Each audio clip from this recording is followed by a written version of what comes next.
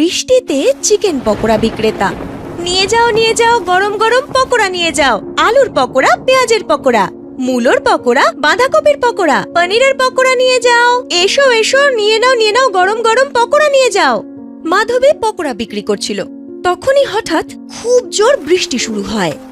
এই যে মাধবী দিদি, কেমন আছো? আমার জন্য এক প্যাকেট মিক্স পকোড়া প্যাক করে দাও। ঠিক আছে দাদা, এক্ষুনি করে দিচ্ছি। কিন্তু প্রত্যেকবারের মতো 50-এর নোট চলবে না। 60-এর 250 গ্রাম পকোড়া 60 টাকা দিতেই হবে এবার আপনাকে। এ তুমি কি বলছো? আমি তোমার কত পুরনো একজন গ্রাহক, অন্তত আমি তো কিছু ডিসকাউন্ট পেতেই পারি, তাই না?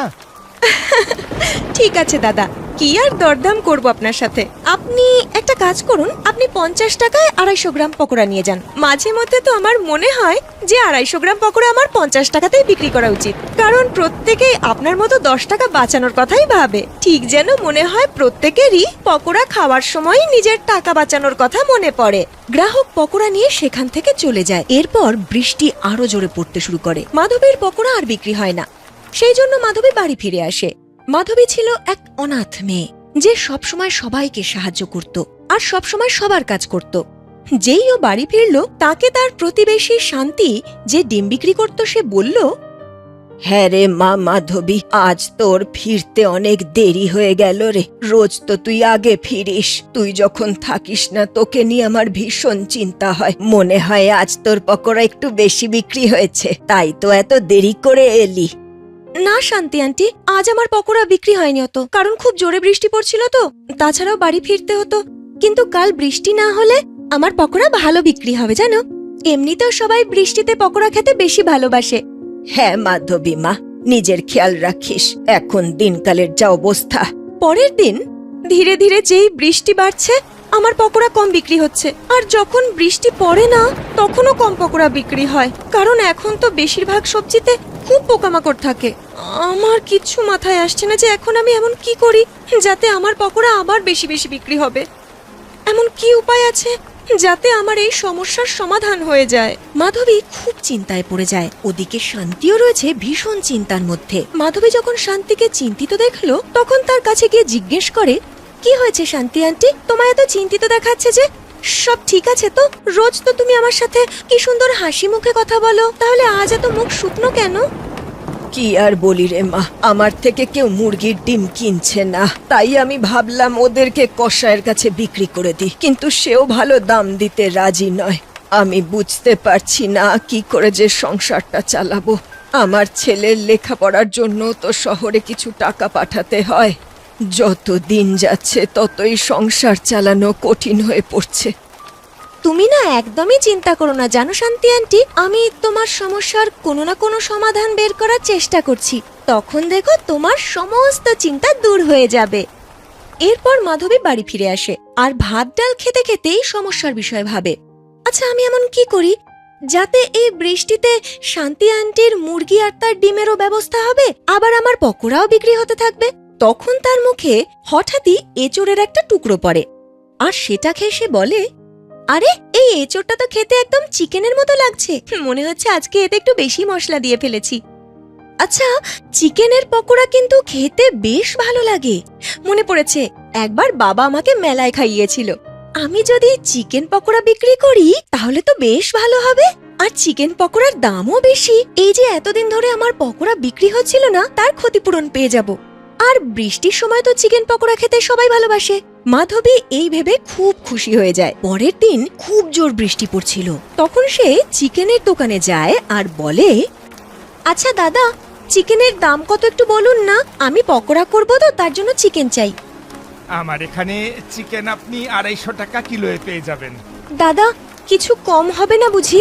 মাধবী 1 কিলো চিকেন নিয়ে নেয়, আর সেটা নিয়ে সে পকোড়া বানিয়ে ঠেলায় করে বিক্রি করা শুরু করে। একটু একটু বৃষ্টি পড়াও শুরু হয়ে যায়। সবাই যখন চিকেন পকোড়ার গন্ধ পায়, তখন তার দোকানে আসতে শুরু করে।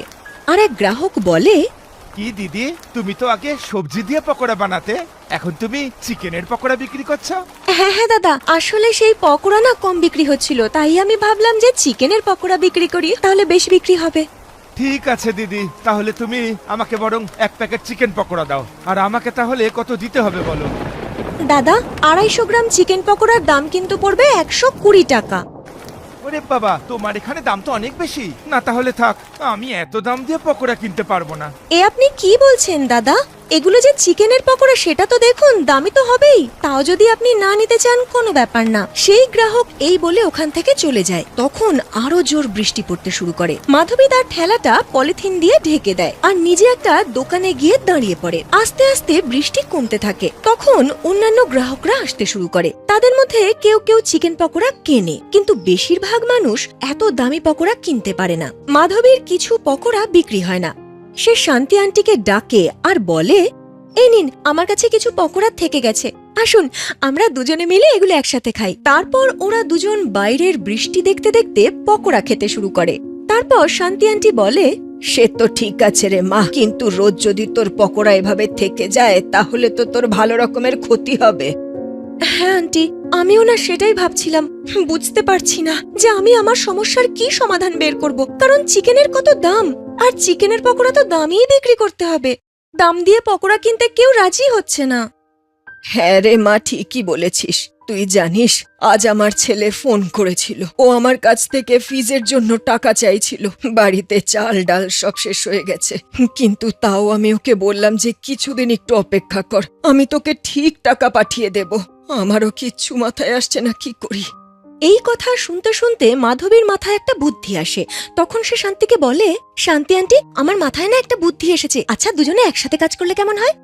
মানেটা কি রে, কি বলতে চাস? তুই তো পকোড়া বিক্রি করিস আর আমি তো ডিম বিক্রি করি, দুজন একসাথে কাজ করব কি করে? শান্তি আন্টি, তুমি তো ডিম বিক্রি করো, যে কারণে তোমাকে মুরগি পুষতে হয়। আর যদি তোমার বেশি ডিমের প্রয়োজন পড়ে তবে তো তোমাকে মুরগি কিনতে হবে। হ্যাঁ রে মা, ঠিকই বলেছিস, কিন্তু আমরা দুজন একসাথে কাজ করব কি করে? সেটাই তো আন্টি, তুমি একটা কাজ করো, তুমি হোলসেলে অনেক মুরগি কিনে নাও আর সেগুলো পুষতে শুরু করো। তুমি সেই মুরগিগুলো সস্তায় আমাকে বিক্রি করে দিও, তারপর আমি সেগুলো পকোড়া করে বিক্রি করব। এভাবে আমাদের দুজনেরই লাভ হবে। মাধবীর কথা শান্তির বেশ মনে ধরে। বিষয়টা একটু গোলমেলে হলেও প্ল্যান মন্দ ছিল না।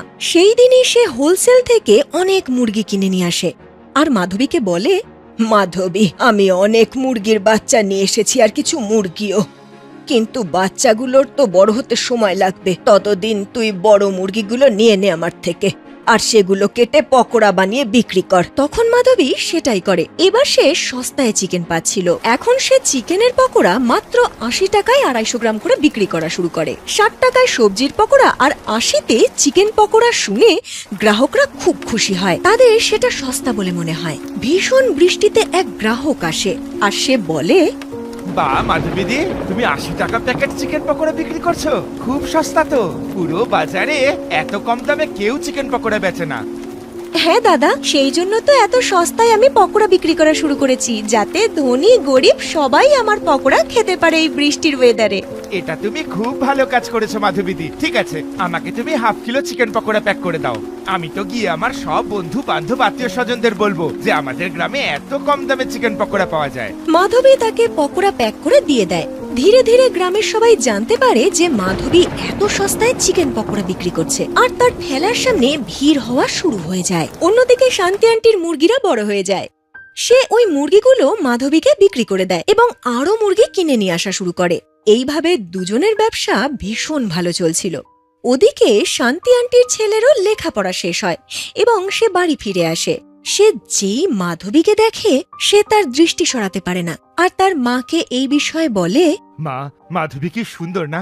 আমার ওকে খুব ভালো লাগে। তোমার যদি কোনো আপত্তি না থাকে, আমি মাধবীকে বিয়ে করতে চাই। আমার আবার কি অসুবিধে হবে রে বাবা, তুই তো আমার মুখের কথা কেড়ে নিয়েছিস। মাধবীর মতো মেয়ে আমি আর কোথাও পাবো নাকি? আমি আজই ওর সাথে কথা বলবো। তারপর শান্তি আন্টি মাধবীর সাথে কথা বলে। মাধবীও লজ্জা লজ্জা মুখ করে প্রস্তাবে সম্মতি জানায়, আর শান্তি আন্টির ছেলের সাথে মাধবীর বিয়ে হয়ে যায়। মাধবী শান্তি আন্টির বৌমা হয়ে যায়। ওরা এখন দুজনে একসাথে মিলেমিশে ব্যবসা করছে আর সুখে শান্তিতে জীবন কাটাচ্ছে।